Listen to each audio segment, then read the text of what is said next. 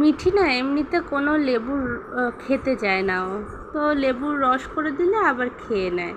তো যে লেবুই হোক ওকে একটু রস করেই দিই, তাতে জানি একটু গুণগত মানটা কমে যায়, কিন্তু কী আর করবো, তো ওকে তোকে একটু খাওয়াতে হবে, সেই কারণেই একটু রস করে দিই। তো ওকে আমি বলবো না যে এটা লেবুর রস, ওকে গিয়ে বলবো এটা ফ্রুটি, কারণ ও ফ্রুটি খেতে খুব পছন্দ করে। বাইরের সব খাবার দাবারই বাচ্চারা খুবই পছন্দ করে, ফ্রুটি বলো, আইসক্রিম বলো, চকলেট, কেক, তেমনই ও তাই হয়েছে। তো আমি এটা গ্লাসে ঢেলে নিচ্ছি, কাচের গ্লাসে ঢালছি এই কারণে যেন ফ্রুটির মতোই দেখতে লাগে, ওই জন্য। তো এটা এখন আমি ওর কাছে নিয়ে যাব, দেখি এবারও কি বলে আমাকে।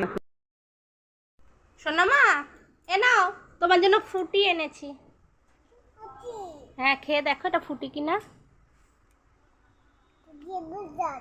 লেবুর রস? ও, ফ্রুটিটা ভালো।